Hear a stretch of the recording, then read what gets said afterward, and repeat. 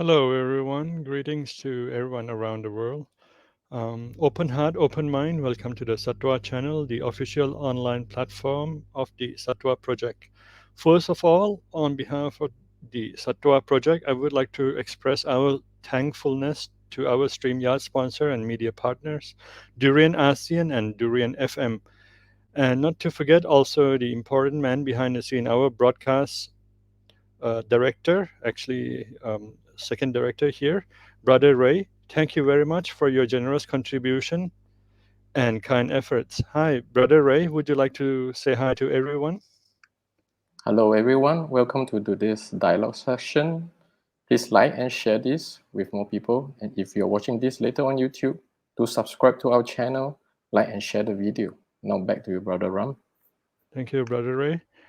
We are going to have a very meaningful and beneficial discussion session today on mistaken views and misconceptions about Buddhism. Today's session will begin with a short introductory of the participants, then discussion followed by question and answers, and concluded with a dedication prayer. So first, it's myself as the coordinator of the Sattva youth. I came from programming background in IT, and I like different things like hot springs and other enjoyable things. So this is me, and then I would like to introduce Dr. Maria. Hello, Dr. Maria. Dr. Maria is a Ukrainian Dharma translator and interpreter. She is a graduate of the Rangjung Yeshe Institute of Kathmandu University, where she is currently working as an interpreter and instructor. She holds a PhD in political science and currently is studying for her second PhD in Buddhist studies in the International Buddhist College in Thailand. Welcome, Dr. Maria. Thank you very much, Ram. Hello, everyone. Hello. Next is Dr. Mattia Salvini. Presently, he is a Dean of Scriptural Languages and the Faculty of the Liberal Arts at International Buddhist College in southern Thailand. He has a BA and MA in Sanskrit from RKM Vivek Ananda College from Chennai, India, and a PhD in Buddhist Studies from the School of Oriental and African Studies, London. Welcome, Dr. Mattia. Thank you, Ram. Thank you. And next is Giuliano, Dr. Giuliano.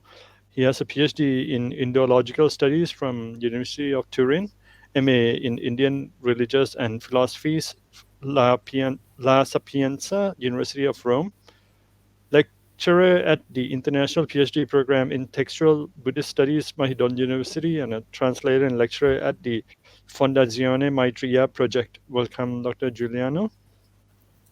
Hello. Good evening to everyone. And Achan Bibek, he was born in Nepal, finished his BA, Buddhist Studies in International Buddhist College, IBC, Thailand. Further, he completed his MA in Buddhist Studies in Foguang University in Taiwan, where he learned classical Buddhist Chinese and translated a correspondence between Kumara Jiva and Hu Yuan to complete his MA thesis. For his PhD, he joined Mahidol University, where he is currently working on Yashomitra's Abhidharmakosha Vyakya, a sub-commentary on the Abhidharmakosha Bhashya, to complete his PhD thesis. Currently, he is translating the first chapter of Abhidharmakosha Bhashya as translated by Xuanzang for BDK, Japan. He reads Chinese, Sanskrit, Pali, Hindi, and French, apart from his own mother tongue, Nepali. Welcome, Achan Bibek. Saranam. Thank you, Ram. Yes, on top of this, I believe, Achan Bibek, you speak fluent Chinese, right? Is that, did I understand correctly? No, I do not speak Chinese fluently. I do speak a little bit, but okay. Since I started to stay here in Thailand, I have lost quite a lot actually, but I do speak a little bit. Okay, wonderful. So we shall start. The first question I would like to present is, what does it mean to be a Buddhist? What qualifies to be called oneself or others a Buddhist. This is where we will start today, and then we'll see how far we can go on this, and then there'll be a few other questions which I have in mind, but let's see. We'll see as it goes. So who would like to start? What does it mean that you yourself are a Buddhist? Anyone who would like to start on this? Maybe Dr. Mattia? Okay. But I realized that my microphone is not attached. So please wait a second. I can improve the quality of the sound. Okay. Maybe before that, maybe we can do some I've done. some good prayer. Maybe now Yes. it works. Okay. Maybe Can you hear Mattia, me? Yes, very well indeed. Maybe I ask you to bring us. Can you hear me? Yes. Yeah. Maybe Mattia, can you please say a prayer before we begin the discussion? Okay. So I should say prayer. Please. Namo Buddhaya Gurave, Namo Dharmaya Taine, Namah Sanghaya Mahate, Tribhyopi Satatam Namaha, Namo Manjushri Kumara Bhutaya. Okay, so sorry, I had plugged the wrong thing, so it wasn't working. I hope now you can hear me, and I think I can hear you well. So the question was, how is one a Buddhist? From my perspective, the answer is simple, which is someone who takes refuge in the Buddha, Dharma, and Sangha qualifies as a Buddhist. And that's not how we necessarily use the term in common speech. How people usually refer to people or countries as being Buddhist is not necessarily in accordance with this principle. But in my understanding, this is a more useful way to look at it. It's also the one which I'm more familiar with traditionally. And I think it gives a more sustainable sense of direction for someone who wishes to approach the Buddhist tradition. So in brief, the difference between a Buddhist and an outsider to Buddhism is refuge. That would be my reply.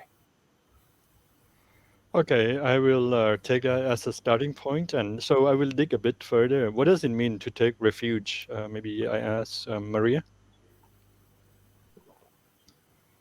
Okay, but actually, I wanted to say that, of course, I agree. This is the dividing point between Buddhist and non-Buddhist is refuge.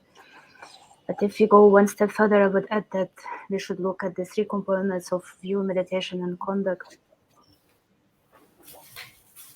because this is actually what constitutes to be a Buddhist. So this is the one who understands the correct view, which is interdependence, the one who understands what is meditation as a practice, Buddhist practice, and conduct is non-violence. At least the two aspects of view and conduct are very important. So the one who is Buddhist should recognize the view of interdependence, which can be interpreted differently in different vehicles. So like in Mahayana, this is what we call the view of emptiness, etc. And the conduct is non-violence. So this is two things, because in my opinion, if someone takes refuge in the Buddha, Dharma, and Sangha, but for example, does not recognize the view of interdependence, cannot be considered Buddhist. And also I think that the word Buddhist is something I do not like. I would rather say follower of the Buddha, because, was Buddha a Buddhist? I doubt it. So if you ask me, are you a Buddhist? Buddhist for me sounds something like communist, etc. Yeah, I don't like it. I would prefer to be considered follower of the Buddha. I'm following on the footsteps of the Buddha. And of course, as for refuge, I take refuge in the Buddha. I take refuge in the Buddha as a teacher, Dharma as a path or a teachings, and Sangha as companions, virtuous companions who lead me along the path. So this is one interpretation of refuge. Other one is that we take Buddha as a doctor, Dharma as a medicine, ourselves as sick people, sick with afflictions, negative karma, and we take Dharma practice as healing from these afflictions. So basically, Buddha is the ultimate refuge. Buddhahood is ultimate, all the rest is left behind. Because one becomes a Buddha, this is what it is. Yeah? And of course, refuge can be interpreted as inner, outer, secret, innermost secret, etc. levels, but we usually stop at least two, outer and inner. And so there are many, many things can be said about refuge. What is refuge? But at least we should recognize Buddha as an enlightened one, not just a person, like some fancy guy, golden guy with some funny hat, or many people think that Ushnisha is actually some funny hat. Nothing like that, yeah. So Buddha is actually very special. So that's why taking refuge in the Buddha at least should be understood correctly. So there's many things to be said about it, and I doubt that most Buddhists even understand what is meant when they say, I take refuge in the Buddha. Because if we actually understood what it meant to take refuge in the Buddha, then we would never ever seek any other refuge. But the problem is that people today take refuge in the Buddha, tomorrow they take refuge in a cake, something else. So that's why people do not understand what it means to rely on the triple gem, on Triratna completely and entirely. We do not have this reliance. We do not trust the triple gem. So if we do not trust it wholeheartedly, how we can say that I rely on the triple gem as a refuge? You see, because if I really understand what refuge means, I would never ever have any fear.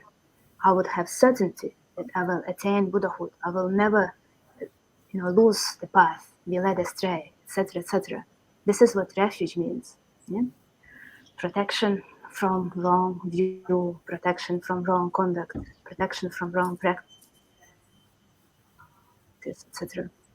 So this is just a big cloud of ideas. What does it mean for me to take refuge? Also, I don't like the English formation of taking refuge. It is a coined thing in English. So I prefer going for refuge, seeking refuge and finding refuge, but not taking refuge. It's not something I like, and in the languages to which I translate, I do not use it. I always say going for refuge. So like, Sharanam Gajami, which means I just go there, I seek it. So it's just about terminology. Yeah, and once again, I don't like the term Buddhist. I would prefer follower of the Buddha. Thank you, Maria. Ajahn Giuliano, do you agree on this? And I also want to ask you, what does Buddha, the word Buddha means?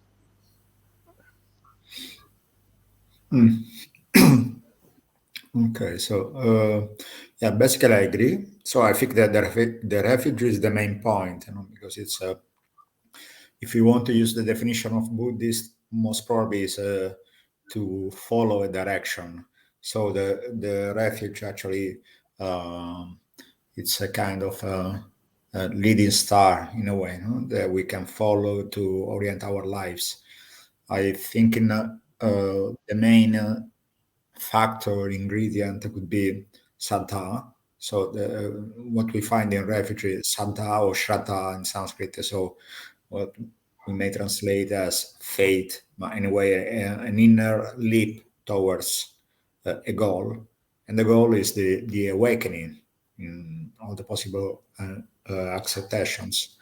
So I think one definition like a bhikkhu saddo hoti tathagatassa bodhin saddhat, and so a bhikkhu or a practitioner, a Buddhist, we may say in a way, is one of the terms to indicate a disciple of the Buddha, and trust actually has confidence in the awakening of the Buddha. So I think that inner confidence is what may make someone a Buddhist. I take a refuge, therefore I actually know that there is a goal, that there is a peace, a liberation from defilements, from samsara. And when I have this kind of orientation in my life, then I think that could be defined as being a Buddhist. If you want to use the term Buddhist, of course, it's not a label that we should use to distinguish, to sharply distinguish a person from another. In a way, it's more to actually to emphasize that there is a direction in life, and where the life is directed to. So the other question was the meaning of Buddha. There are some discussions about that, whether it may be translated as enlightened or awakened. I tend to prefer awakened. Someone who is awakened to a reality. So there is a strong element of understanding implied. So the Buddha is the one who knows the way things are, and this knowledge is a liberating knowledge. It's a complete, limitless knowledge. So in this, in the refuge context, would this apply, or would this apply to the historical Buddha? Yeah, yes, and not only. So in canonical references, of course, the emphasis is on the historical Buddha, because when we have episodes when the Buddha teaches someone, an audience, and all those in the audience or a single person afterwards takes refuge in the Buddha, in the Dharma and the Sangha. Anyway, there is, of course, the strong implication that Buddha is the historical Buddha, is the master that they have in front of them. But I wouldn't neglect the part of knowledge. So it's also a way to take refuge in our inner knowledge.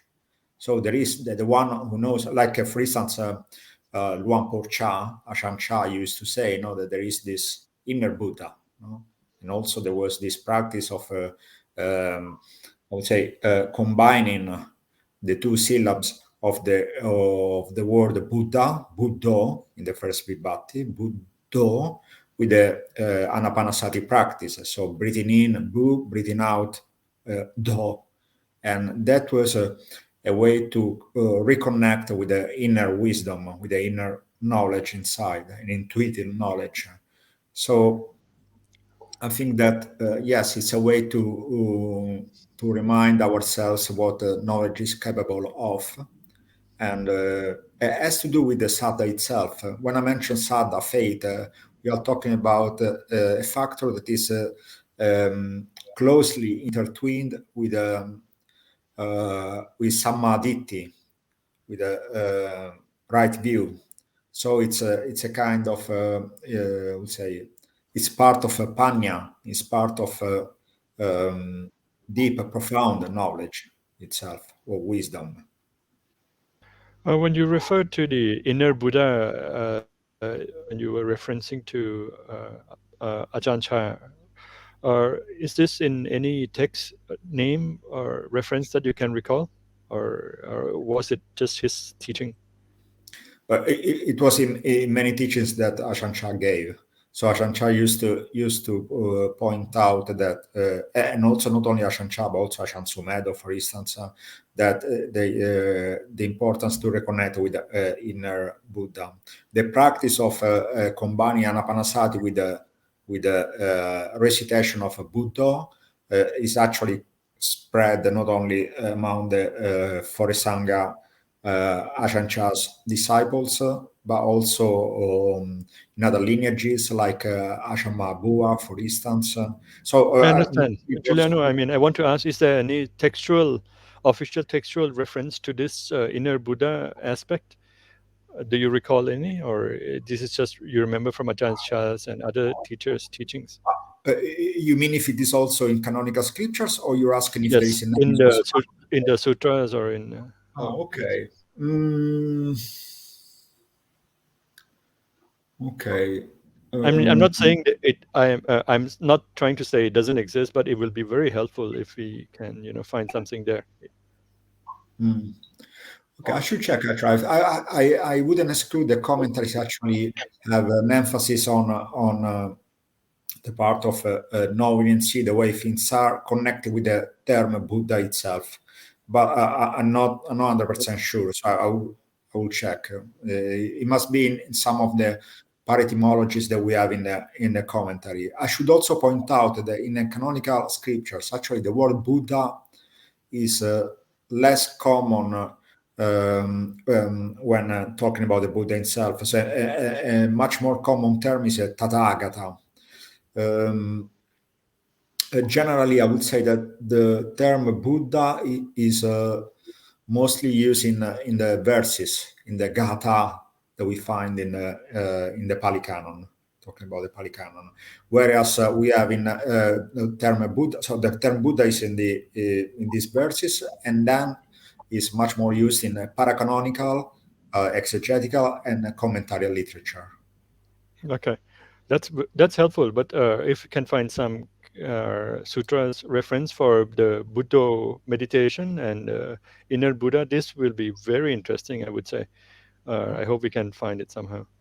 Okay, Ajahn Bibek, do you agree with what we have been discussing and the pointers, or do you have something to add or think something different? Yes, thank you, Ram. I think this is a very important topic for Buddhist as well as non-Buddhist to distinguish between what makes one Buddhist, right? Because there is a lot of confusion right now around the world about this point, because there are certain teachers who claim the teachings of the Buddha, they misinterpret it, and there are a lot of misinterpretations about this topic: what makes someone Buddhist and how one can be a true Buddhist. So I think, as far as what has been said by Ajahn Mattia, Maria, and Giuliano, I agree, of course, because these are the classical definitions of what makes you Buddhist. Apart from that, one thing which has been mentioned by Jongser Khyentse Rinpoche is also like something like you have a commitment to these 4 seals, right? So you believe that everything is impermanent. That is one thing. You believe that things are compounded things are, or what we call samskrita, co-produced things are dukkha. Then again, you believe that everything in this world that can be called as dharma, this is a technical word, all phenomena are no self. There is no self or atma anywhere. And the ultimate, from the Buddhist point of view, the nirvana is shanta, is peaceful. It is appeased. It is a state. It is normally considered as the unproduced, right? So someone who has commitment to these 4 can be said as Buddhist. Apart from that, I would like to add one more thing right now in Nepal and India, because there are so many confusions about this point. For example, since the disappearance of Buddhism in India and Nepal, things have been absorbed and mixed with non-Buddhist teachings. So a lot of people think that you can be just a Buddha taking any one of those paths, and that is wrong. Just like we have already mentioned, that one has to practice under an unbroken and enlightened lineage that comes from the Buddha, uninterrupted. And of course, taking the refuge and having commitment to all these things, and practicing a proper teaching that was told by the Buddha or written in the commentaries or found in the unbroken lineages, that makes someone Buddhist. Not just that you take any teaching and then you just name it the way you want, and then you become you think that you will become a Buddha. That is not how it is explained. So one has to one has to have a commitment to the teachings of the Buddha, what the Buddha taught, its proper commentaries, and the lineage of teachers and their explanation. And of course, it has two parts.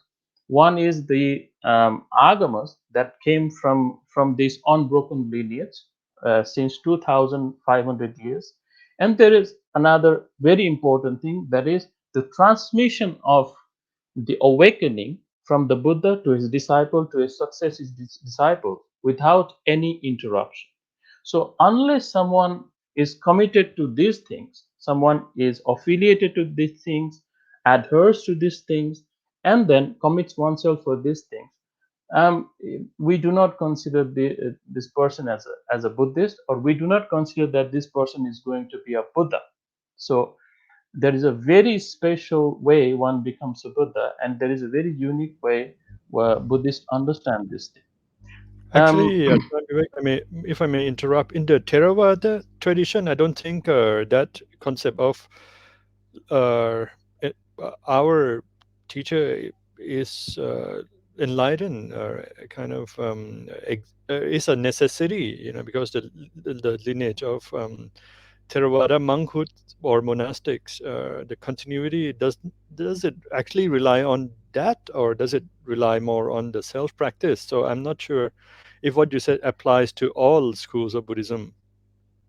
I do not think so. Maybe it is Well, interpreted maybe as, Ajahn Giuliano, you can yeah, maybe join in someone. and But discuss I on would this. just like to add one thing. I would just like to add one thing. There is one sutta called Upadha Sutta, in which Ananda says that a teacher has a only partial role for awakening. And the Buddha says this, don't say that, Ananda. The teacher has a complete role for a holy life, right? And I think in the Theravada, for example, we already have 6 Sangitis so far. Like we try to see whether the teachings that has come to us, especially the canon, is pure. So there was a 6 Sangiti or collective recitation of the teachings of the Buddha. So I think there is a concern there too about this uninterrupted transmission of the teachings until now. But of course, I will hand it to Ajahn Giuliano for further clarification.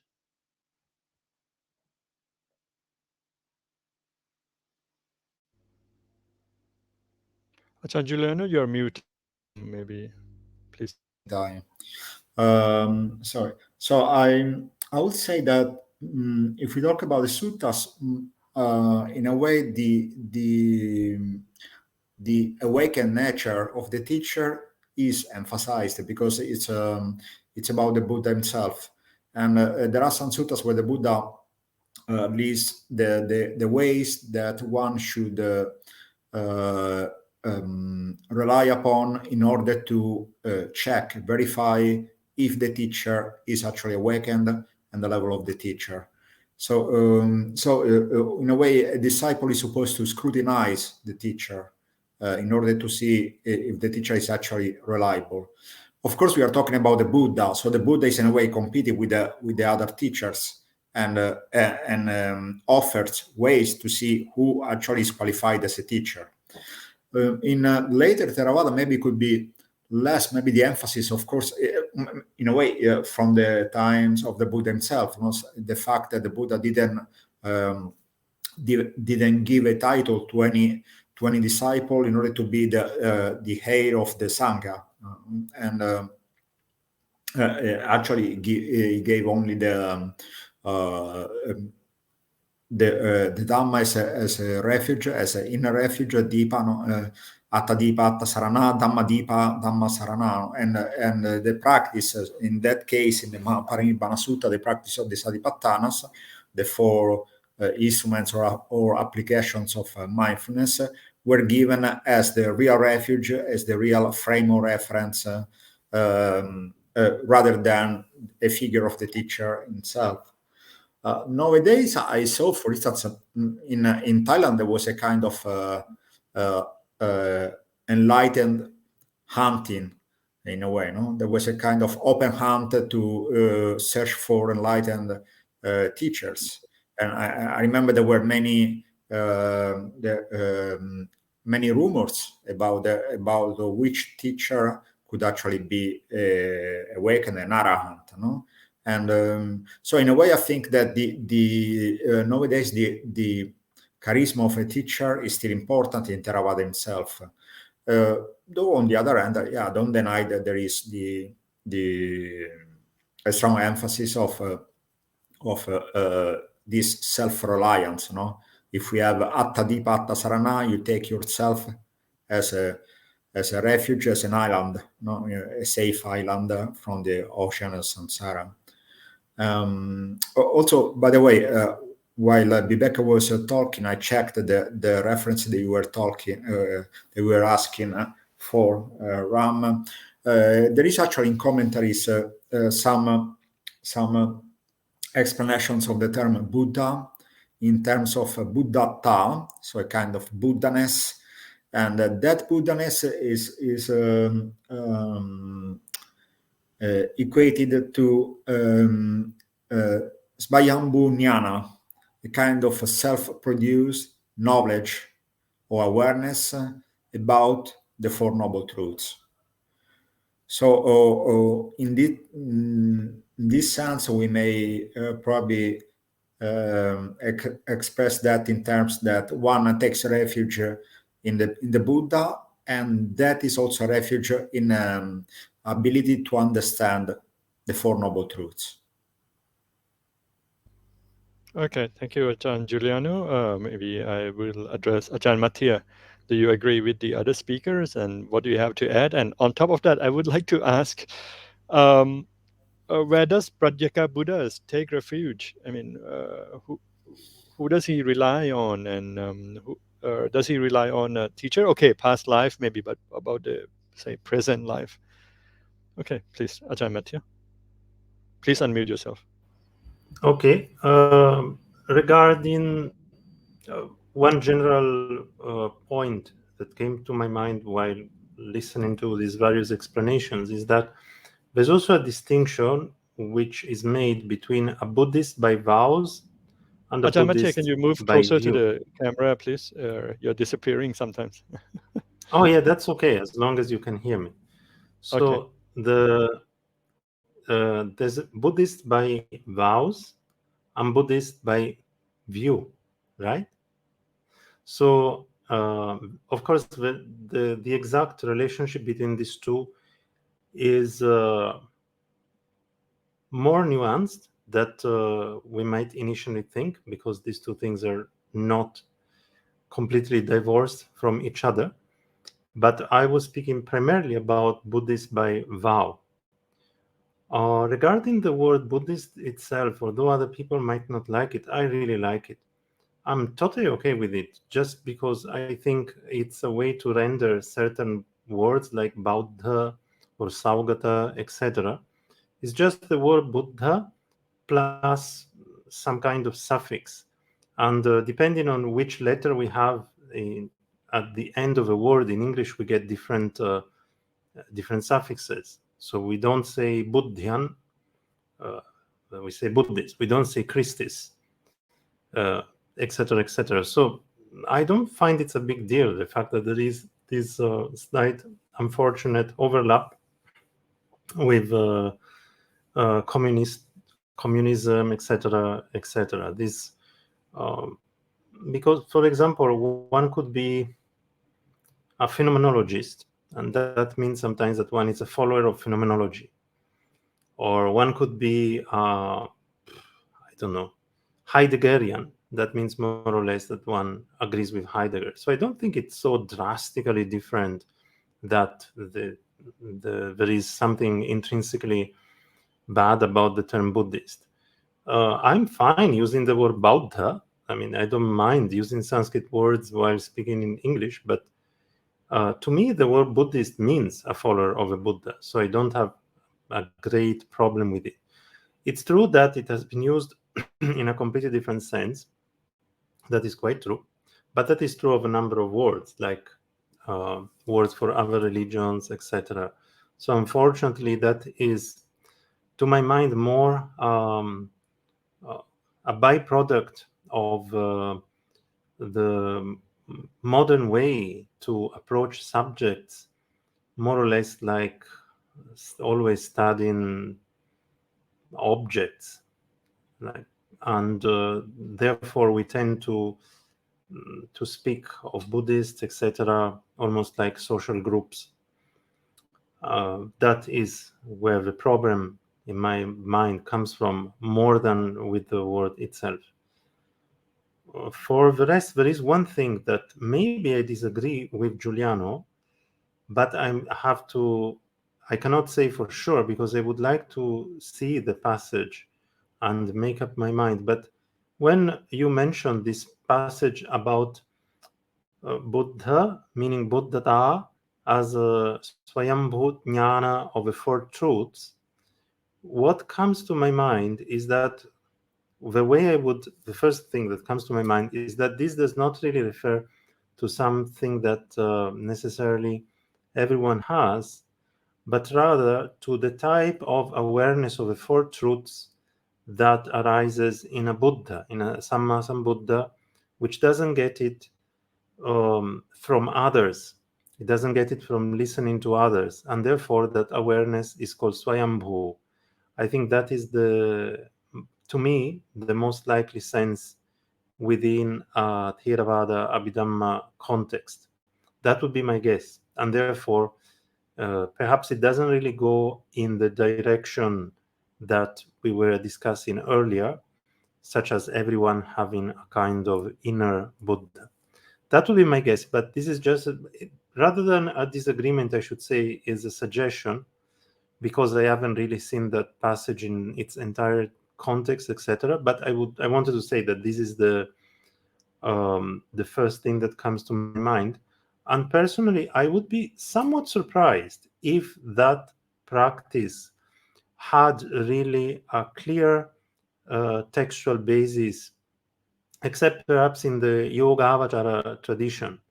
And this is not to say that I think that therefore it is less valid or it is less genuine or anything like that, because I do not think that something has to have a textual basis in order to be a valid practice. It can be transmitted orally, maybe for millions of years, no problem.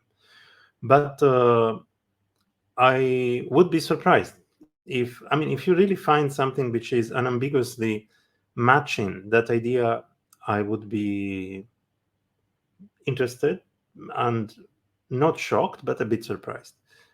So now these are the things that, well, there's one thing I wanted to add, that there is a connection between refuge and the wish to go out of samsara. So what is sometimes called renunciation. I think that is somewhat an important point, because when we go for refuge, it means that we recognize that there is something that we need a refuge from. And therefore, without recognizing that samsara is suffering, it is to some extent difficult to say that one has a very genuine refuge. And that's where I feel also there is a certain overlap between having a refuge or being a Buddhist by vow and being a Buddhist by view. Because in some sense, one fully recognizes the nature of suffering on samsara by understanding the Buddhist view. So you could say it looks like it's a little bit circular, but it's a virtuous kind of circle, because one thing is going to hopefully sustain the other one. And through this process, slowly, one's refuge in all its aspects becomes more and more genuine, more and more profound. So I understand it as kind of these two aspects being actually very much connected. Nevertheless, I tend to prefer to emphasize refuge by vows, which might sound strange, but this is because I think it has a certain value in terms of a kind of blessing. There is something that happens to one's mind stream when one takes vows. And this is very transformative, and it's something that has a kind of a almost immediate effect in creating a link to something which is larger than oneself, which is a tradition. And this is one thing that is quite significant for many systems in South Asia and elsewhere, that when we learn from a Buddhist teacher, we're not learning just from one person, but we are learning from a whole tradition. And a whole tradition which is connected to the three jewels, because it's somewhat connected to the Sangha as well, often when our teachers happen to be monastics. So there is this aspect which I am translating with this very approximate term, blessing, which it's a term that I don't like, but sometimes I don't find anything better than that, which has to do with somewhat more subtle aspects of causality that are not entirely visible to us, but maybe sometimes we understand their importance after many years. So from that perspective, I feel that the refuge by vow has a certain value that makes me want to emphasize it. So sorry, I actually spoke too much, but that's what came to Yes, mind. but the second part is about Pratyeka Buddhas. Who does Pratyeka Buddhas, Pratyeka? the Pratyeka Buddha is so what is a Pratyeka Buddha? A Pratyeka Buddha is someone who obtains personal liberation by observing bodies. Their teaching, they receive teaching which is not through speech, and when they give teachings is also not through speech but through the body, namely through some kind of exceptional act, or if we could call it miracle, if you like that word. When do Pratyeka Buddhas arise? They arise when the Dharma is not anymore available, even in its weakest form. And they arise before the next Buddha has arisen. So it is only in these periods that Pratyeka Buddhas can arise. So that means that most definitely they cannot take refuge by vow in that sense. But of course, we can say that they are going to be Buddhist by view. And I think that at one point in the realization, the refuge by vow is somewhat automatically accomplished. So this is how I would understand the Pratyeka Buddha in respect to refuge. Thank you, Ajahn Mattia. Maria, may I ask? So I think we kind of agree that Buddha was not actually a Buddhist. I mean, please bear with me with this term for now. Um, do you know of, from the historical point of view, Buddha's disciple during Buddha's era? What were they called? Were they called Buddhists? I don't think so. I mean, do you know the term used back then? I mean, of course, from historical perspective.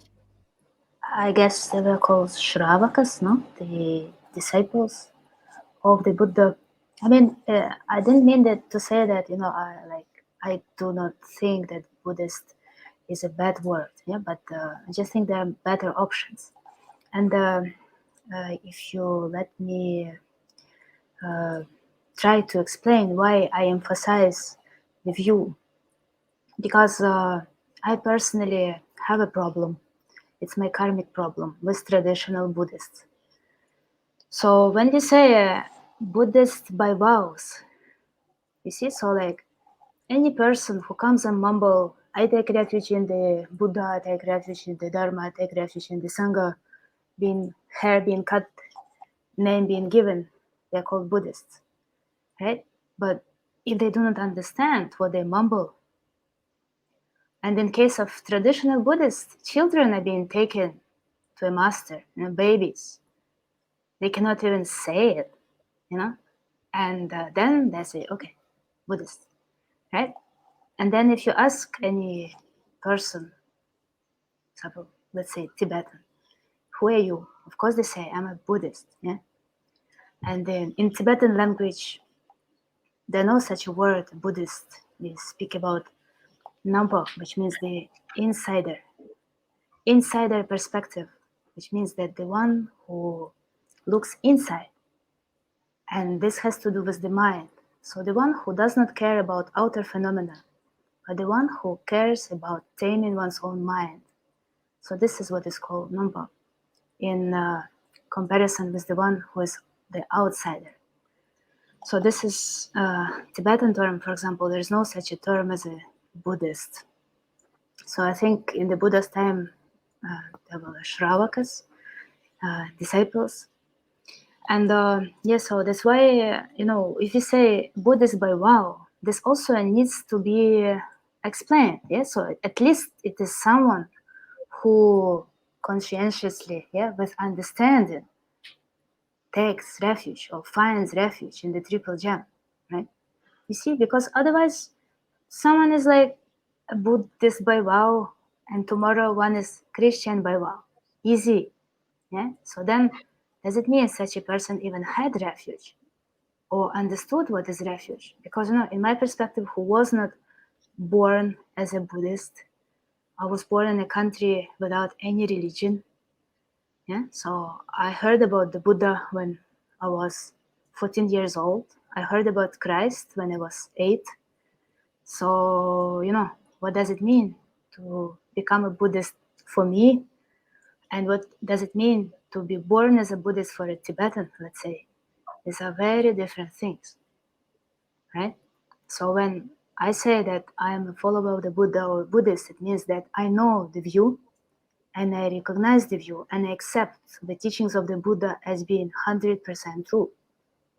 Because I understand what is the relative teachings, what is the ultimate teachings, what is interpretative meaning, what is definitive meaning. But anyway, I know that the Buddha is the one who tells the truth. I have no doubt about it. You see? So I would never doubt the teachings of the Buddha and, for example, go for the teachings of the Christ that were 100 times misinterpreted, changed, and mutilated.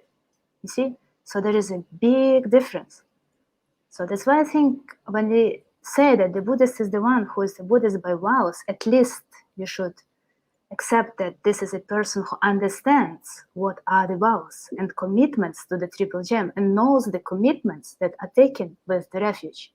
So you ask any traditional Buddhist, what are the refuge vows? They will have no idea. You see? For example, that they should not take refuge in any worldly gods. And like you go to traditional Buddhists in Tibet, or let's say Buryatia, Kalmykia, Tuva, who like take refuge in local spirits, practice shamanism, etc., right? So we do not say that we cannot resort to those local protectors, local deities, but they are not a refuge. You see, it's a very different thing what the refuge is. So the Buddha and some local deity, it's not the same. But many people make offerings to both like equal range.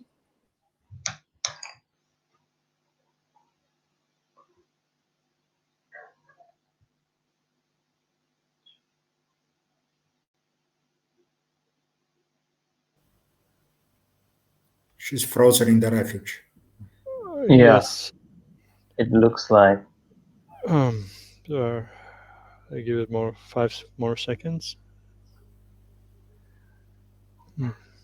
Okay, perhaps Ajahn Giuliano, you can. What do you think of what we have done?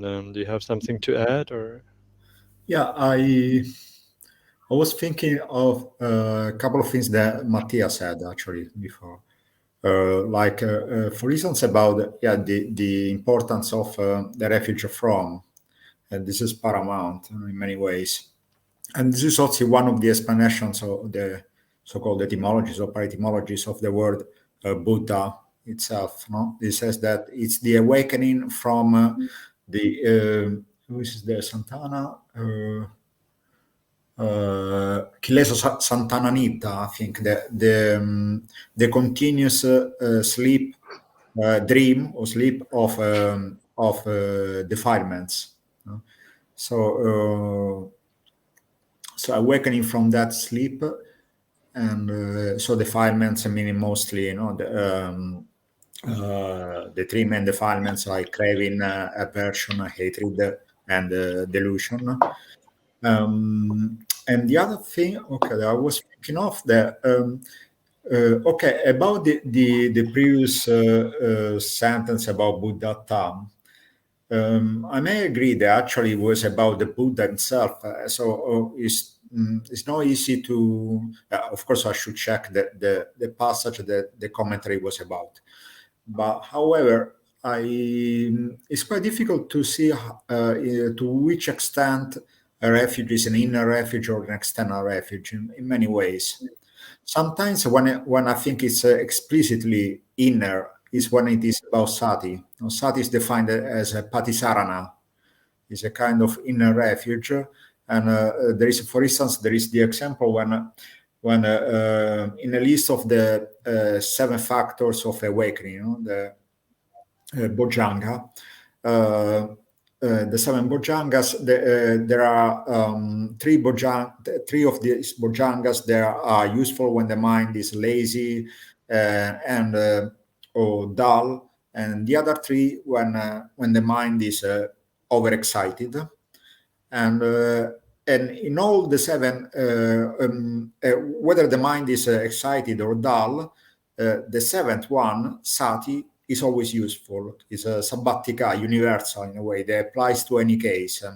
And the reason given in the commentaries in the Visuddhimagga and also in the commentaries in the Attakatas is that sati is a patisarana, so it's a refuge, a constant refuge for the mind.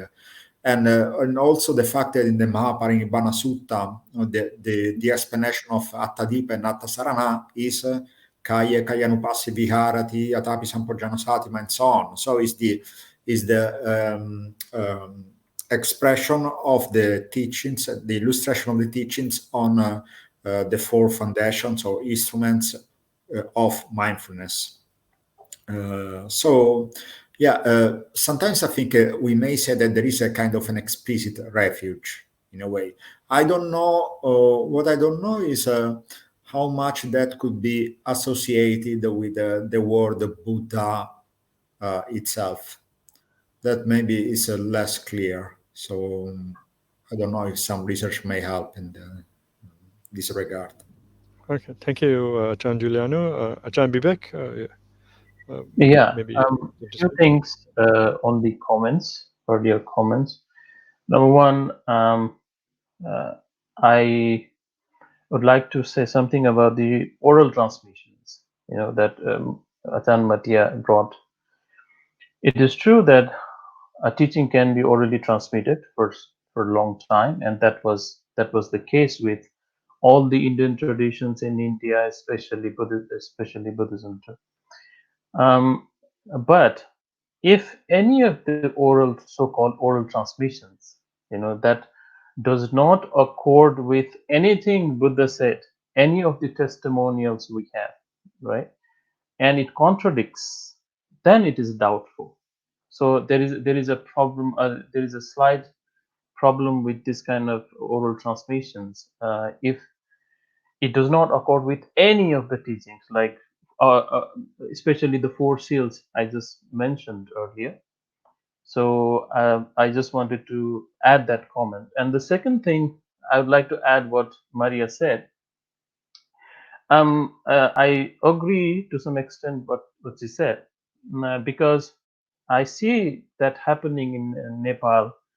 Well, there are traditional Buddhists, and also there are people in Nepal and India who have a Shraddha, who have a kind of a respect for the Buddha, but um, they are unable to distinguish the teachings between the Buddha and the non-Buddhists. That is a huge problem.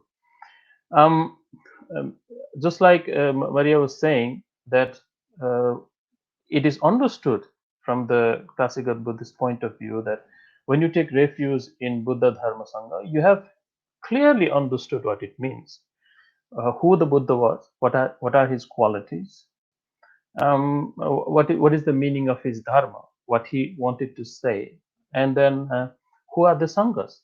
So one goes to refuge if one goes to refuge completely and fully understanding this point, then perhaps that is a very strong point, right? Otherwise, that's happening in Nepal and India, that people cannot distinguish between Buddhist and non-Buddhist teachings. They cannot distinguish between the Buddha and uh, any other non-Buddhist teachers and their qualities. And then they have certain faith, but that is not what we are talking about from the Buddhist point of view. So I think it is very important, extremely important, to have a very clear idea about the Buddhist view, about the phenomenon, about the Buddha, Dharma, Sangha. Then only I think it will be a proper refuge. So these are the two things I wanted to emphasize.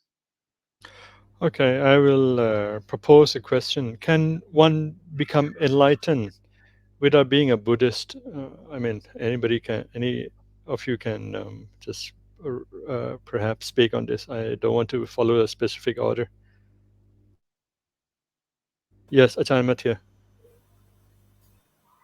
Well, before that, I want to say one thing that maybe nobody will like, which is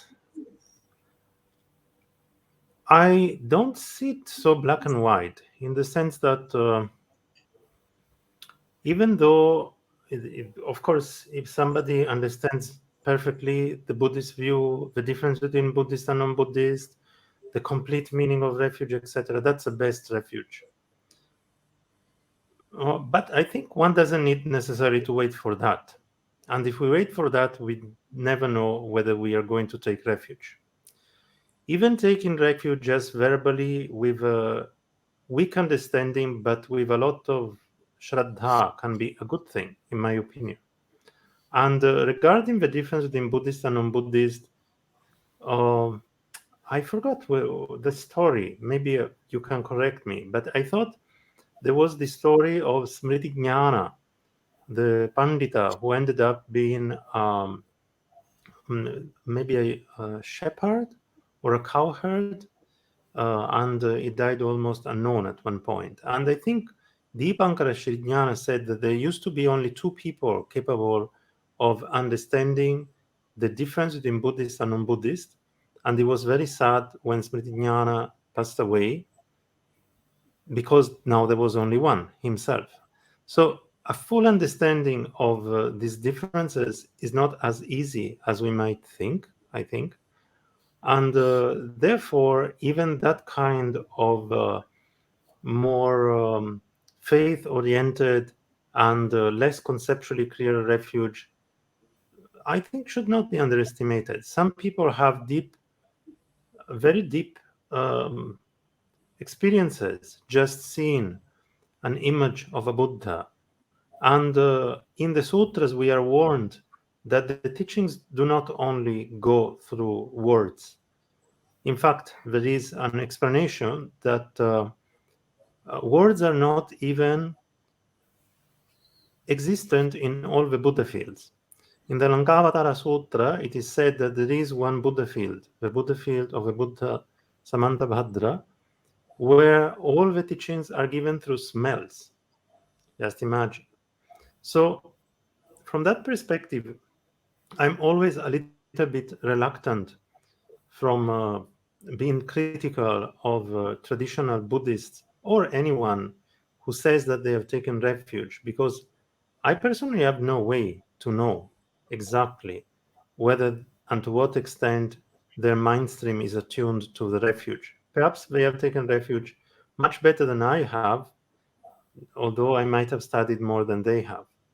So in that respect, I do not see it in that way. That I agree with the part that, of course, if possible, one should encourage more and more the cultivation of at least the basic points of the view, because once one that is lost, then it's very difficult to maintain the rest.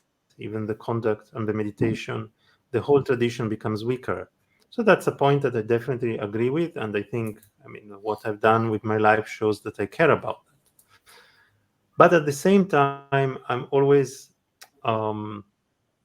how to say, reluctant to be too skeptical about teachings which do not function through words. So that is one point I wanted to make. And regarding whether someone can become enlightened, first of all, we had all this discussion. What does enlightened mean? If you mean Samyak Sambuddha, then no. If you mean Pratyeka Buddha, yeah. But in some sense, at one point they're Buddhist. And if you mean if the Dharma is available, then no, not possible. That according to the Buddhist traditional view, which to me is convincing. If the Dharma is not available, it's possible if we are Pratyeka Buddhas. I think that's about it. Okay. Any other speakers would like to add or have different views about this? Please feel free to share your view. Please, Maria. I mean, I was interrupted. Sorry, I couldn't finish. So I'd like to finish what I was saying. So it is not that, it is something bad about people who take refuge just traditionally being born into Buddhism and like recognizing themselves being Buddhist. Yeah?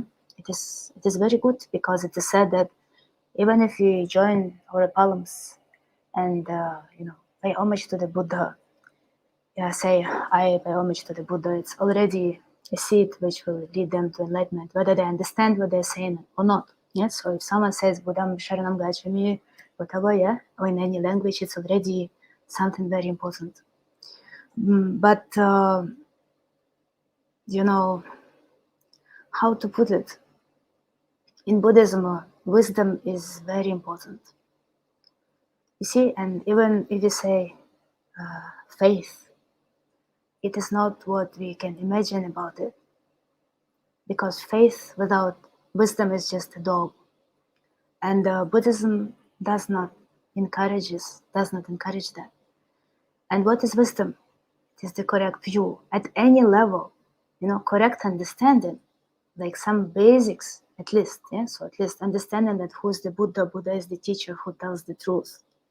And that the Dharma is the true teachings, etc. Yes, something very, very basic.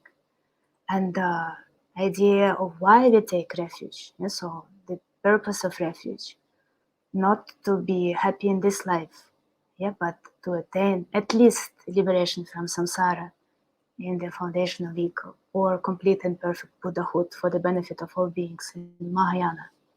So, refuge has essence, it has functions, it has a goal, all these components. So, of course, I'm not speaking about someone understanding completely all of it, because, of course, when we speak about ultimate refuge, what was mentioned already today, Buddhahood as ultimate refuge or inner refuge of Buddha nature, this is something incredibly profound that ordinary beings cannot understand it.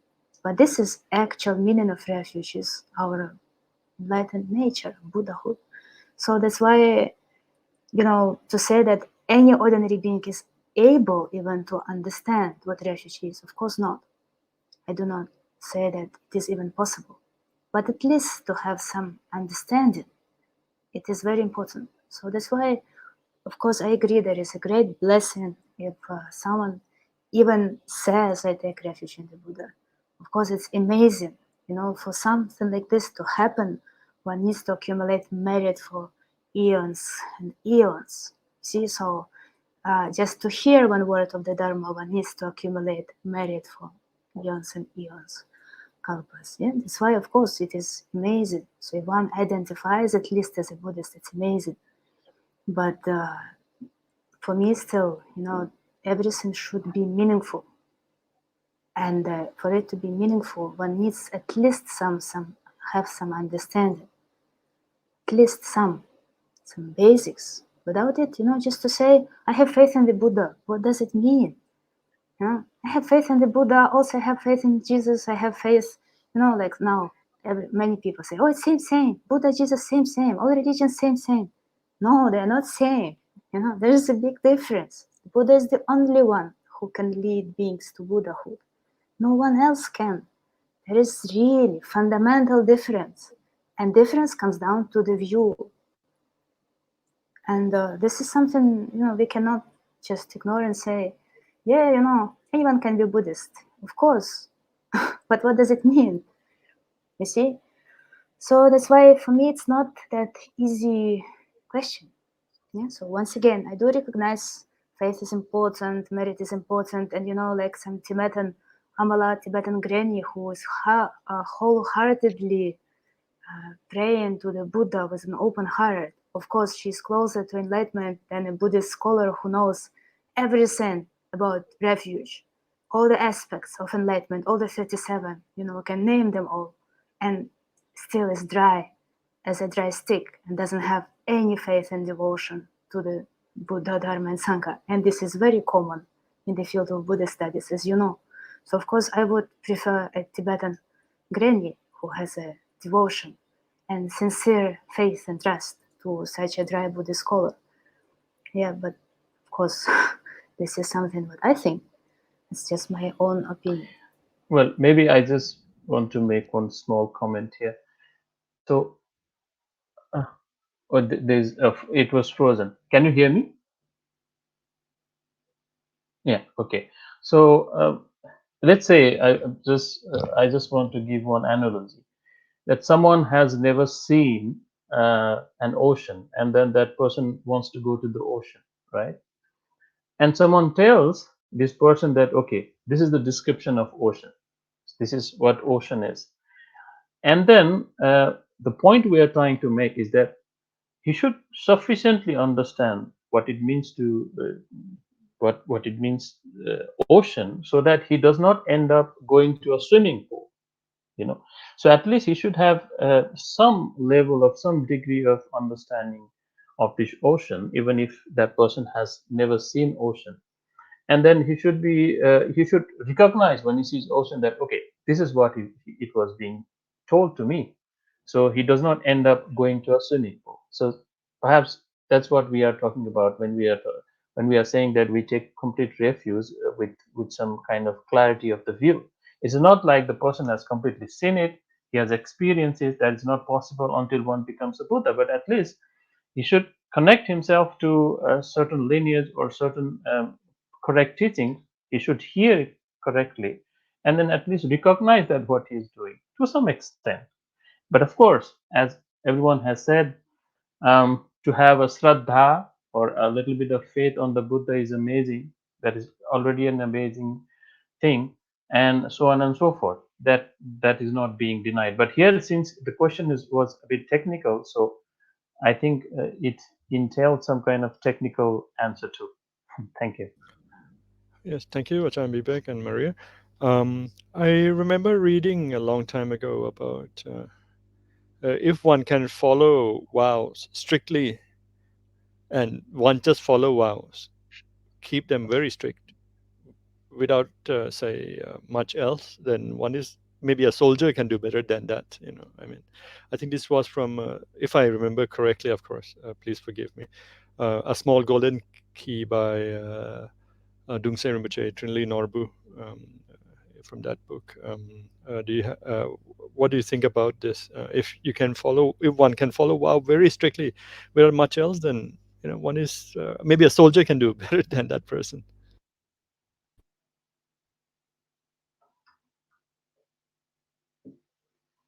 Yeah. So it's actually, in my opinion, this is what I already tried to say. Yeah? I don't know what you heard, but I tried to say that, for example, morality without wisdom is a dogma. Yeah? So what is Shila? What is vows? What are vows? This is discipline, yeah, Shila. But then without wisdom, this is just a dog. This is nothing. And then of course I would agree that soldier following vows and the discipline, but doesn't lead them anywhere. So that's why morality is secondary. Wisdom is primary. I think Dzogchen Rinpoche is the one who said it. See, so that's why Shila without Samadhi and Prajna doesn't mean much. Of course, it's just a foundation. And once again, we shouldn't disregard Shila discipline because it is a foundation. So if you think that we can just practice Prajna Paramita without following at least basic discipline of observing 10 virtues and not engaging into 10 non-virtues, then it is pointless. It is how it is said, that we need the three components. It's Shila, Samadhi, Prajna, all the three. They shouldn't be separated. And this is also one of the misunderstandings that Buddhists have. Because many people think, that discipline is not important. Vows are not important. This is like something for monastics, So, I don't need it. I can just meditate on emptiness. This is enough. Unfortunately not. Yeah. So the teachings should be taken in the package completely, not to be misinterpreted or interpreted on one's own. Yeah. So this is a tendency of degenerate time, and it gets worse and worse. This is what Tibetans call ransu, self-made, self-interpretation of teachings. This is very dangerous. So that's why middle way is our everything. Of course, Shila without Prajna is just a dog, does not lead anywhere. But a Prajna without Shila, likewise, doesn't have any foundation, doesn't have a basis, doesn't have any reliance. So that's why before one even engages into meditation practice, one should have basic virtuous behavior. Because if one tries to meditate, now, like for example, this mindfulness practice being propagated. So people are being taught basic shamatha practice, like, for these foundations of mindfulness, like mindfulness of the body and sensations. As far as I understand, this is what they're being taught in these courses. But for example, these teachings are being taken out of context. So people do not have any Shila. They don't have any idea about Shila. They don't have idea about 10 virtues, 10 non-virtues. So the result of this practice is not successful, because it is like building a house without any foundation, building a house on the sand. There's nothing this practice can rely on. So it doesn't lead to pacification of mind. By the opposite. Why? Because, if you sit 1 hour of meditation every day, and then all the rest of it, 23 hours, you engage into unvirtuous behavior with your body, speech, and mind, and it's completely pointless. So in this case, I would say, don't sit 1 hour of meditation every day, but at least observe the basic discipline of 10 virtuous deeds. It's more important, because in this way, at least, we can attain human body in next life through Shila, through discipline, and not be reborn in hell realms, etc. So that's why Shila is very important. It is the basis, it is the foundation, but it should be going together with Samadhi and Prajna, all together, all the three. So this is what I would say. Thank you, Marie. Anyone else, or I will move to the next kind of sub question. Okay. Well, so the next kind of sub question is Guru Padmasambhava a Buddhist?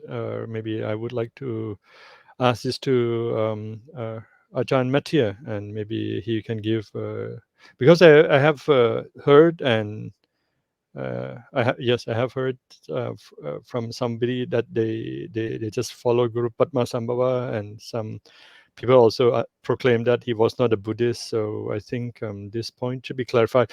I don't know how much Ajahn Giuliano will have to say about this, but if you have anything to add, please also feel free. I would say, of course, yes, no doubt. There's 2 points. Buddhas are Buddhist.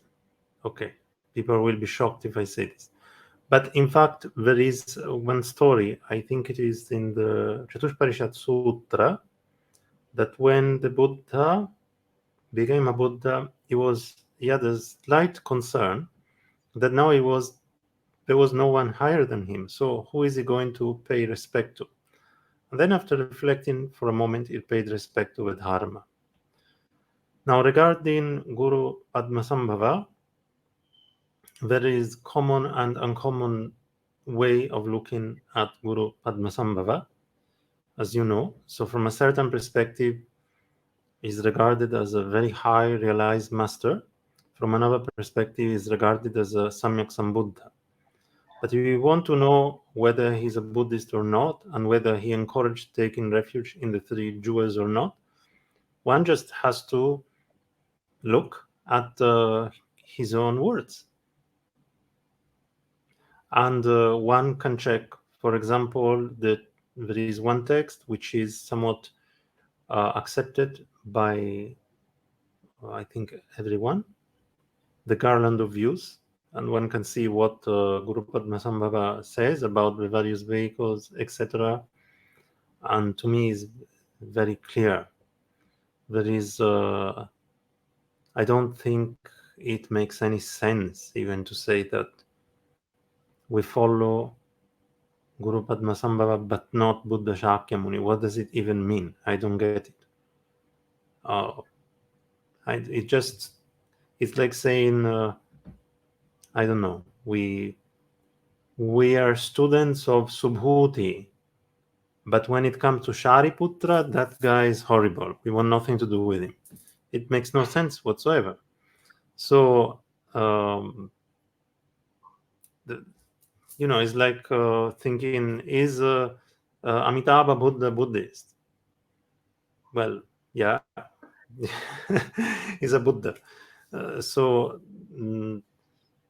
I think that, in fact, well, this is up to everyone. I don't want any specific person, and different people have different predispositions. But the common Buddha of this era for people in this world is Buddha Shakyamuni. So nowadays you will find that there are many masters who, when they are building something new, etc., when they are encouraging new students, etc., they take great care to somewhat put aside the things which are more specific to their own lineage or their own tradition, and ask people to first of all emphasize Buddha Shakyamuni. And I think this is a very wise decision. It is something that in this world where many different Buddhist teachings come together, and where one person is going to be exposed to many different Buddhist traditions by default, that is going to happen, it becomes especially important to emphasize Buddha Shakyamuni as the common Buddha of this era. Then, of course, one out of personal practice can have great devotion to different masters from a certain point of view, even as being complete Buddhas. That is a different story. But that emphasis, you can see that we're talking about Guru Rinpoche. Even in the Nyingma tradition, there has been a great emphasis on doing practices related to Buddha Shakyamuni. There's many Nyingma masters who have promulgated the sadhana of Buddha Shakyamuni by Mipan Rinpoche, for example, who happens to be, we could say, predominantly a Nyingma master. So this is my own personal preference. I don't mean to exclude other approaches, but my understanding is that it is good to have this focus on Buddha Shakyamuni. And in fact, one point, which was something pointed out by my own teacher, Lama Tsungela, is, well, if you think about it, in this era, we say that Guru Rinpoche has been prophesied by Buddha Shakyamuni. Patanpa Sangye prophesied by Shakyamuni Buddha. Gampoba prophesied by Shakyamuni Buddha, etc., etc., etc. Shakyamuni Buddha doesn't need for this era. He is automatically the commonly perceived Buddha. So this is a point which I feel should not be forgotten. To my mind, is something that in this situation is especially important. I hope this was more or less matching your question. Thank you, Ajahn Mattia. Ajahn Bibek, yes, please. Yeah, thank you, Ram. I think this was said by um, our Sadhguruji in one of the videos. As far as I remember, what he said was, Guru Padma Sambhava is not a Buddhist because he holds a trident, right? That's something that I vaguely remember. So well, that's why I was emphasizing so much on India and Nepal before when I was replying to the question, and I was emphasizing on the view, because this is exactly what happens when one does not understand the Buddhist view. What is Buddhism? That it has 2,500 years of long uninterrupted history, that it has a living tradition with all its scriptures and then practice tradition still intact. So even living in someone as prominent as Sadhguru, he is very respected, and then he's a very important person now in India. But you can see that when we do not understand what is the teachings of the Buddha and what is not the teachings of the Buddha, then this kind of confusions will come. For example, right? If we read the biography of um, uh, Guru Rinpoche, it is extremely clear that he was a Buddhist. He was even in Nalanda. Then he practiced all the Buddhist teachings. He got enlightened in one of the caves in Nepal.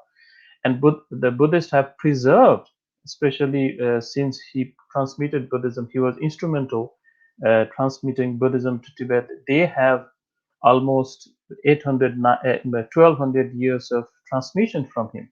They have preserved it, they practice it. And despite all these things, from a prominent guru, this kind of things is being said in Nepal. That's why I was emphasizing. Of course, I would like to first say that this is wrong, totally wrong.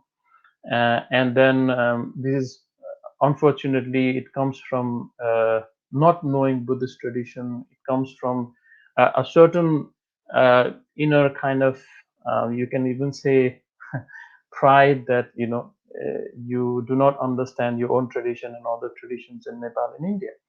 So it's unfortunate. I would like to even, if someone is looking at this video at this moment, I would like to tell our Sadhguruji not to say such things about Buddhist tradition, and be a little bit careful, because this just makes him a laughing stock. That's all.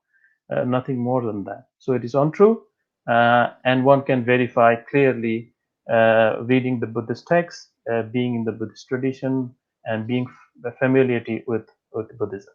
Yeah, thank you. Thank you, Vivek. Another sub question which I have, which also is quite a big debate especially in Thailand. There is a tradition, at least one tradition, one monastery in Thailand, which exclusively follows only Buddha's word and not his disciples' word. What do you think about that? Are Buddha's teaching exclusively Buddha words, or does it include his disciples' word, or how should we take this? Yes, Maria, please. So it is good that you mentioned it, because this is very important, I think, especially now. Not only about Buddha's direct disciples, arhats, etc., but teachers in general, Dharma teachers in general, in our degenerate time. Because one of the signs of the degenerate time, which is prophesied, is that there will be a lot of fake teachers, beings who will pretend to teach the Dharma while they will not actually teach the Dharma. So that's why this is a great issue now, and it becomes more and more urgent to understand how we can at least distinguish Dharma teacher from a not Dharma teacher. So this is what Dr. Mattia mentioned about we should rely on the teachings, not on a person. Yeah? So then what is this core that we should rely on? How we can check?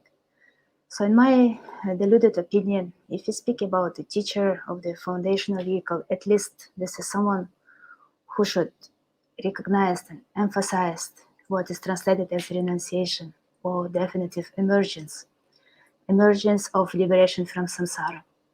This is the very core of the path of the foundational vehicle, because this is directly what brings us to the Four Noble Truths, recognition of suffering as suffering, then recognition of change as suffering, recognition of all pervasive suffering. So this is recognition of one's own suffering. This is what leads to renunciation from samsara. And of course, basic of the view, like karma, cause and effect, etc. So at least this should be taught by a teacher of the foundational vehicle. When we speak about a teacher of Mahayana, then what is the core of Mahayana? This is bodhicitta. That's why if someone teaches bodhicitta, and what is bodhicitta? A wish for awakening, for the benefit of all beings. So there are these two aspects which are very important. Aspect of self-benefit, a wish to become a Buddha, but for which sake? For the benefit of beings. And the second one is most emphasized. So there's always this aspect of compassion, which is primary, and the aspect of wisdom, the wish to attain Buddhahood, is also there. These two wings of bodhicitta. And this is what I think one should look at. Because what I notice right now, especially in what used to be my country, now I don't know if I still have it, but okay, in Ukraine there are many people who claim to be Dharma teachers. And then, so there is one particular discussion I had with Dzongtsar Khyentse Rinpoche as to one teacher, because he was said to teach great perfection Dzogchen. So, I asked Rinpoche, so does this teacher actually teaches? Does he teaches Dzogchen? What Rinpoche answered is that if he teaches bodhicitta, then he teaches Dzogchen. So that's why if anything which is beyond foundational vehicle, if it is deprived of compassion and wisdom of bodhicitta, then this is not the Mahayana teaching. You need to be very clear about it. I think it is very important. So that's why if you ask, should we rely on any students of the Buddha or any contemporary teachers? It depends on what they teach. So if they teach bodhicitta in the Mahayana context or renunciation in the foundational context, yes, definitely. There's no difference. Because Dharma is Dharma. Dharma is primary reliance, especially now in this age. And it will be more and more a problem because there will be less and less authentic teachers. And in the end, we will have only Dharma. So this we should be aware of. Yeah? Here, now, really, all the signs of the degenerate age, they get accelerated very fast. And we do not, I think most people just do not realize it. There's a big danger right now that Dharma is in. And the most important thing is this, mutilation of the view, presentation of non-Dharma as Dharma. There's a great danger in it. That's why at least we need to know how to distinguish Dharma from not Dharma. So this is what I wanted to say. Thank you, Dr. Maria. Giuliano, Ajahn Giuliano, maybe you can touch on this topic. What is considered Buddha's teaching? Is it just Buddha's word, or also his disciples' word, according to your view, and also the official sutras references? Of course, please feel free to share both. Well, I think in many sutras there are disciples teaching, and the Buddha praising the disciples after their talk. So I think the Buddha taught that disciples' teachings are to be listened to, respected, valued, and probably followed. So, of course, we don't have always this benchmark in a way. This recognizable sign that the teaching is good. But the Buddha said that disciples can teach, are supposed to teach. He asked himself, sometimes he was just tired, they asked Sariputta or another disciple to teach. So we have Manama teaching, and we have Dhammadina, the Bhikkhuni teaching, a woman teaching, and the Buddha said that I would say that exactly in the same words. So I think that, of course, it doesn't tell us how we can recognize good teacher from a bad one, of course, but it means that it is possible. It is not only possible; it is recommended. Okay, thank you. That's I think that's very direct. Ajahn Mattia, yes, please unmute yourself. Yes, I wanted to add just one thing, that apart from what the teacher is teaching, which of course is extremely important, but sometimes might differ quite a bit, especially if it is just to one person. But apart from that, I think that something useful maybe is that not to pick a teacher or think that a teacher is good because we feel comfortable, like seeking for comfort when we look for a teacher, I think is actually quite it's not very fruitful, but rather looking for the reduction of one's mental engagement with worldly things. So if when we make contact and spend time with a teacher, one's worldly thoughts are somewhat reduced, and we are more interested in practice and in virtuous things, that is probably a good sign that we have a good working connection with the teacher. If spending time with the teacher increases our worldliness, our non-virtue, then perhaps the connection is not a workable connection, even if we have some sense of comfort. So that's the thing that comes to my mind. Of course, the content is very important, but beyond just the content, just this kind of effect. I remember sometime back, Giuliano was mentioning that there is maybe a sutta which also mentions about the place, that even a place, if for some inexplicable reason a place doesn't conduce us to do more practice, that is not a good place to remain in, and vice versa. So I think in the end, that is, to me, it looks like it's a good way to go when choosing whom to engage with and also where to stay. Ajahn, may I ask you directly? How about we qualify our teacher by checking the if he or she have rid of the eight worldly concerns, and of course, please give explain these eight worldly concerns, at least the definition. Is it sufficient? Uh, well, that's very difficult, because in that sense, you are asking, you should have clairvoyance to do that well. The eight worldly concerns are a feature of the mind. So if somebody has complete upeksha, neutrality, regarding suffering, pain, praise, blame, fame, not fame, gain, not gain. I didn't say them in the correct order, but anyways, these are the eight. Well, this is about having upeksha. So that's something that we cannot really check directly, but the point is rather checking whether we ourselves, when we spend time with this teacher, whether the teacher looks like is living in poverty, or whether the teacher looks like is living in luxury, whatever is the outer.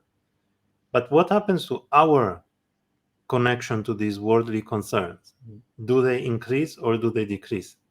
That's what I would check. Because sometimes to really know whether and to what extent somebody else is involved in the worldly concern, it's difficult. We cannot really easily evaluate it from the outer actions. I think you know the story of Sada Prarudita and his teacher Dharmodgata. It's a very famous story, and Please he share. appeared to Yes. be in complete. He appeared to be in complete luxury, but in fact, it wasn't so. Under greater scrutiny, and if you read also the stories of the masters of Sudhana in the Gandavyuha, one of his masters was a prostitute, and people were telling him, "Don't go there, don't go there. She's very bad." But in fact, the inner reality of that teacher was something completely different. And therefore, I think, generally speaking, going back to the idea of nampa, although I think it has also other meanings, but one of the meanings of adhyatmika is something relating to one's own mind. So generally, most of these guidelines are about observing what's happening to one's own mind, and that's why we relate to a teacher in the first place. It's in order to transform one's own mind, not necessarily in order to make a kind of score or of who is the best teacher among the available teachers in the world. The point is really what's going to happen to our own mind. So I think that's what one should emphasize. I can tell you, for example, I was once in some distress because I was thinking that in my house where I used to live in India, there was a dog, and this dog was really good. I thought this dog has some qualities that I don't have. I think this dog is really something amazing. So I was asking one of my friends, and I should say also one of my teachers, the late Losbanon Bushaste, was saying, "Well, it's supposed to be a lower realm, but I see something in this dog that is much better than me. So can I learn from this dog?" And I said, "Yes, of course." So the point is, I cannot say that this dog was someone without the 8 worldly concerns, but there were some qualities that I felt I was lacking. And by spending some time with this dog, I feel I improved myself a bit. So that's the way I would see it. It doesn't mean that I went and asked the dog to give me a refuge ceremony or anything like that. But uh, sometimes we can also observe what is happening to our mind when we are spending time with certain people. And also, teacher or no teacher is not a black and white situation. Teacher and student is praditya samutpada. Teacher is not a title that has universal value. It's not like this is a Dharma teacher and that's it. That person is a Dharma teacher when that person is teaching to a Dharma student. So it's a term of relation. That is something that we have to understand. It's not a profession. It's not. Yeah, of course, some people are called gurus, etc., because they're so marvelous and well accepted. But we have to understand this point. It's a term of relation, and I think it is healthier to look at it from that perspective and be a little bit flexible. And it's also a matter of degrees. One can have different teachers that teach one different things, different aspects also of the Dharma, and one has different levels of commitment towards them. It's not so. There has to be some level of flexibility, mental flexibility, some willingness to take risks to some extent, I think. But the risk is not very big if one is really emphasizing what is happening to my own mind when I engage with this projection of a teacher that is in my own mind, because after all, that's what it is. So that's how I would take it. Thank you, Achan Mattia. Anybody else have something to add on any of the? Well, Yes, Achan yeah, Bibek. I would just emphasize on the same point. For someone who goes to a teacher, it is always difficult to observe the mind in the initial stage. Even for a mature practitioner, it's difficult. So there are a few things I would like to lay as a criteria to find a true Buddhist teacher or correct Buddhist teacher. So number one, I would again emphasize on the lineage, whether the person comes from a unbroken lineage, whether the person is recognized by other contemporary Buddhist teachers, whether he's recognized or not.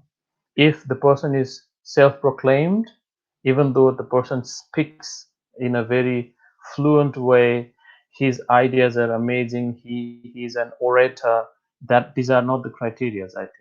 So, and then when Mattia was talking about the inner transformation, that there is where you can see that there will be no inner transformation, even though the person speaks in almost like a theatrical way or amazing way that will elate your mind. And but that is not the point. The point is whether the person himself has transformed his mind to some extent, understands the Buddha's teachings in a proper way. He's learned it in terms of Buddhist teachings properly, and then whether he's connected with an uninterrupted or a proper lineage. Otherwise, there's always there could be always an accident, and we can see that there are many accidents. So I would like to emphasize on the lineage. Thank you, Ajahn Bibek. Maria and Dr. Maria and Ajahn Giuliano, you have something to add about this or existing points we have discussed? Please feel free. It's just this topic is too profound, so I think there is no space and time to discuss it in detail. So if I just try to say anything about teacher-disciple relationship, it will not be helpful, but probably even harmful. That's why I will prefer not to say anything as to that. Thank you. Thank you, Dr. Maria. Ajahn Giuliano? I will just say, just for the sake of information, that the sutta, the discourse that Mattia was mentioning of regarding the place, when even the place is important for the teachings, because actually one should stay in a place, stay with people, stay in a condition, a situation that is conducive to developing qualities. And that is the Vanapatta Sutta of the Majjhima Nikaya, is the sutta number 17 of the Majjhima Nikaya. So for those who are interested, this is a very interesting teaching that deals about the importance of checking the mind to see whether the Kusala Dhammas, the good qualities, are developed or if they are decreasing. And if actually one is losing his her own qualities, should leave the place immediately, even without saying goodbye to anyone around. Yes, thank you, Ajahn Giuliano. Okay, we have a question from the audience for, of course, all of you. If we believe that there is no next life, say, can we make your mind calmer than you think we have next life? Yes or no? I mean, die is the end. Don't worry, you will go to heaven or hell.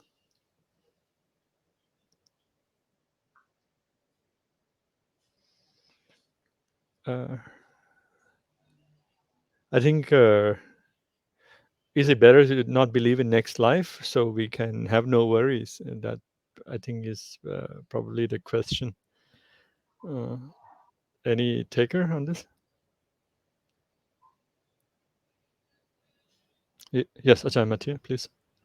I think I understood the question. Now I read it as well. She's given two options. One option is die is the end, don't worry.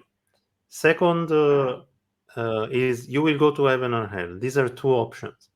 So the question is, which one is going to make one's mind calmer? I think that depends from person to person.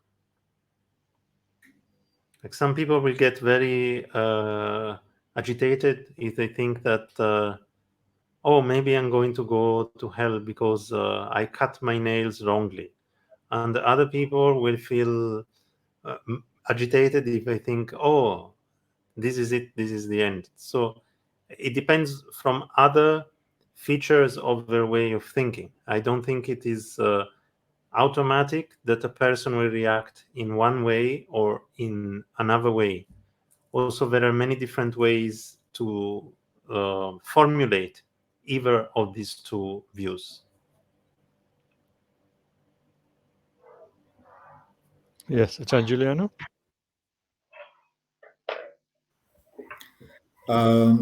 This morning I was talking about something similar with a friend of ours, Claudio Scipuzza, and we were talking about the sutta, wherein something like that is mentioned of. It's a Patamamhanama Sutta. It's in the Samyutta Nikaya, in the Samyutta Nikaya, if I remember correctly. And there is this episode where a cousin of the Buddha, if I remember well, Mahanama, was a disciple also of the Buddha in Kapilavatthu. He says that when I go to Kapilavatthu, I see the beauty of Kapilavatthu and so on, but I also see that sometimes there is a stray dog, a stray cow, a horse, or a person, and I think, what happens if my life is ending right now, and I am scared? I am scared. I am afraid of that. And the Buddha says, don't be afraid. Nabai, don't be afraid. Don't be frightened. Don't be afraid. He said, because you acted in a good way, you practice in a good way, you developed your mind. So once you die, there will be a good destination. And he gives this example of actually it's the ghee, not the clarified butter, no? Sappi in Paleo, or also oil, no, tela. So there could be a pot, kumba, so a tela kumba, a pot of oil or a pot of ghee. And once it is mashed and thrown into I don't remember if it is a river or an ocean, however, it goes down to the bottom, whereas the oil or the ghee goes upwards. It says that the same happens to you. The body, this Mahabhutika, so this body made of the four great elements, nourished by your mother and so on, food and whatever, that goes down. So it doesn't matter the destination of that. But since you develop your mind accordingly, in a good way, your mind will be upwards. He says would be a Visesagamin, so go into distinction. So means to an elevated, a happy destination. So I think considering that, I would say that yes, of course, for some people, as Mattia said, the one thing could be frightening and another scenario could be not frightening. So it could be quite subjective. On the other hand, knowing that the mind is a kamaniya, is workable, so we can do something with our mind. Also, there is a kind of confidence that if we develop our best qualities as much as possible, we can actually be confident that the destination will be good. So we don't, in a way, that simplifies the second option there. So I'm less concerned with the hell in a way, but I know that it's going to be a good destination. So and the mind can be calmer in that way. If everything ends, I don't know if that actually can be calmer than that, or at least doesn't encourage that effort to develop the mind, because I care less about what happens to my mind. I On the other hand, I take care of my mind if I know that it makes sense not only in this life but also afterwards. Thank you, Achan Giuliano. I think that from that point we will conclude today. So we will see. there are some announcements which I will make about the upcoming event. So we have some upcoming events, and on the 13th of March, Kuala Lumpur or Malaysian time, GMT +8, it's at 8 p.m. Ordinary Mind is the Way, guided Zen meditation by Venerable Myong An Sunim. And so now we will do some dedication. Also, I think recently we have all read some news about what's going on in different parts of the world, especially in Ukraine and Russia. And I think it saddens a lot of us. It saddens me for sure. Perhaps we can send positive love and compassion to that regions of the world, and expand it and extend it to all beings as well. Maybe we can take a few seconds to do that, and then we can invite Maria to begin our dedication prayer for tonight. So let's send our love and care and compassion for a few seconds. Well, I think the best aspiration and dedication is aspiration for bodhicitta, and there is no other most supreme thing that we can make an aspiration for. So this is it, because it's not about outer peace, but about pacification of our own mind. So that's why I would just chant the aspiration of bodhicitta, because there is nothing more important than that. Yes, please. Janchu sem chorin poche, makya panam kye gyurchi, kye vanyam pa me paya, gone gongru pavarisho. May the precious mind of awakening bodhicitta arise where it has not yet arisen. Where it has arisen, may not decrease, but increase forevermore. Thank you, Maria. Thank you for your courage to explain and be with us this evening. May I ask Ajahn Mattia for perhaps say some dedication prayers in Sanskrit.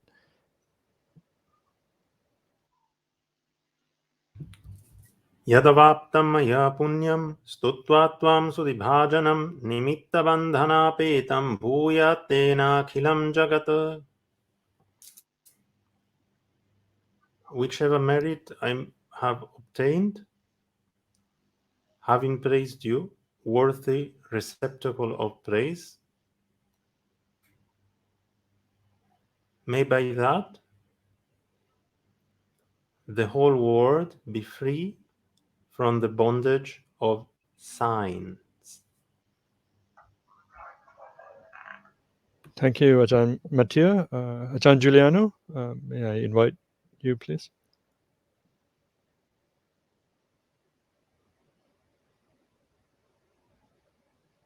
You're muted, Ajahn Giuliano. Maybe please check. Sure.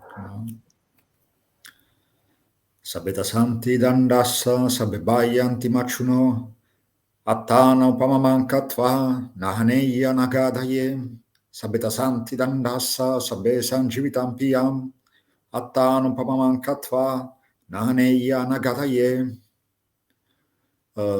Everyone is afraid of the stick, or everyone fears death, and compare oneself with all beings. One should not strike or make anyone harm. everyone is afraid of the stick, everyone has a life dear, life is dear for everyone, and make in a comparison with everyone else, one should not harm and should not make anyone harm. Thank you, Ajahn Giuliano. So, as Bibek is also our Sanskrit specialist, so we have heard the Sanskrit dedications. So, may I ask Ajahn Bibek to kindly read the 4 great vows, and then we will end the session Yeah. for tonight. So this is from the Avatam Shaka Sutra, I think. The 4 great vows. Sentient beings are numberless. We vow to save them all. Delusions are endless. We vow to cut through them all. The teachings are infinite. We vow to learn them all. The Buddha way is inconceivable. We vow to attain it all. May all sentient beings be well, happy, and safe. Thank you, everyone. May you have a very good evening or day, or I don't know which time zones are you in. May you always be joyful and happy. Thank you. Thank you. Thank you.